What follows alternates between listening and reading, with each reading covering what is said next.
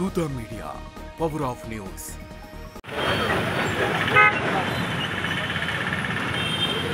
भारत माता की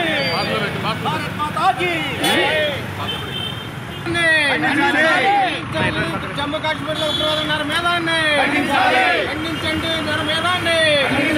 ఖండించండి ఉగ్రవాదుల ఉగ్ర చర్యలను జమ్మూ కాశ్మీర్ లో ఉగ్రవాదుల మేధాన్ని కాపాడండి మత సామరస్యాన్ని ఉగ్రవాదుల చర్యలను బాలక మృతుల ఆత్మలకు ఖండించాలి ఉగ్రవాద దాడులను ఖండించాలి ఉగ్రవాద దాడులను భారత్ మాతాకి పహల్గామ్లో విహారయాత్రకు వెళ్లిన యాత్రికులపై ఉగ్రవాదులు పాశవికంగా దాడి చేసి చంపివేశారు. యాత్రికుల మీద దాడి చేయడం పిరికిపంద చర్య. భార్యాభర్తలు పిల్లలతో విహారయాత్రలకు వెళ్ళిన వారిపై వారిని అవమానకరంగా మతం అడిగి మతం పేరుతోటి వేరు చేసి వారిని తలపై కాల్చి చంపడం దారుణం. ఇలాంటి ఉగ్రవాద చర్యలను దేశ ప్రజలందరూ ముక్త కంఠంతో ఖండించాలి. ఇటువంటి ఉగ్ర చర్యలకు భారతదేశంలో స్థానం లేదు. 140 కోట్ల మంది భారతీయులు ఈ విషయాన్ని ముక్త కంఠంతో ఖండిస్తున్నారు.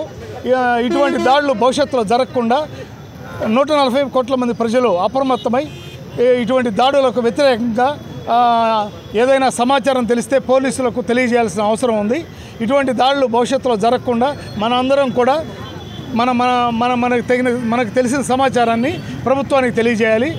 భవిష్యత్తులో పాకిస్తాన్ లాంటి ఇటువంటి దేశాలకు బుద్ధి చెప్పాల్సిన అవసరం ఎంతైనా ఉంది. భారతదేశంలో ఈ విహారయాత్రలకు వెళ్ళిన యాత్రికులపై దాడి చేయడం అనేది ప్రపంచ దేశాలని ఖండిస్తున్నాయి. ఇటువంటి దాడులను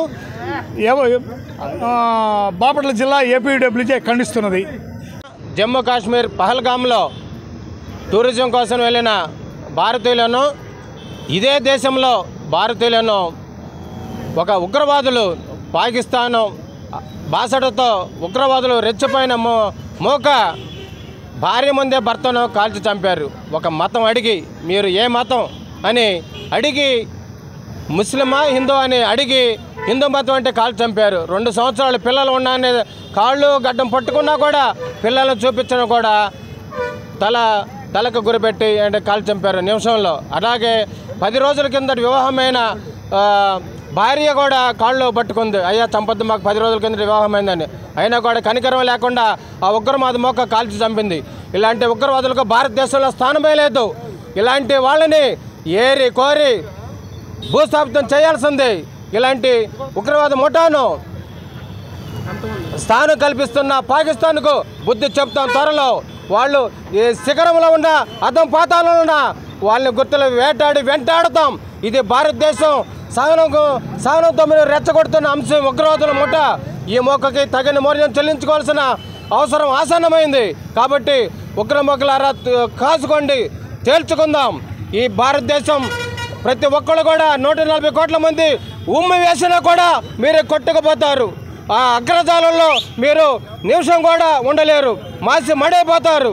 సమన్వయంతో మీరు ఉగ్రమొక్కలు మీరు రెచ్చగొడుతున్నారంటే మీకు తగిన మూల్యం చెల్లించుకోక తప్పదు. ఇది కాచుకోండి.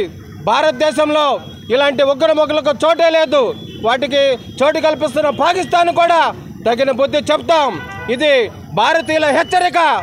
ఈ భారతదేశంలో ఈ భిన్నత్వంలో ఏకత్వం గల భారతదేశంలో ఇలాంటి మతతత్వాన్ని రెచ్చగొట్టడానికి వీలే లేదు.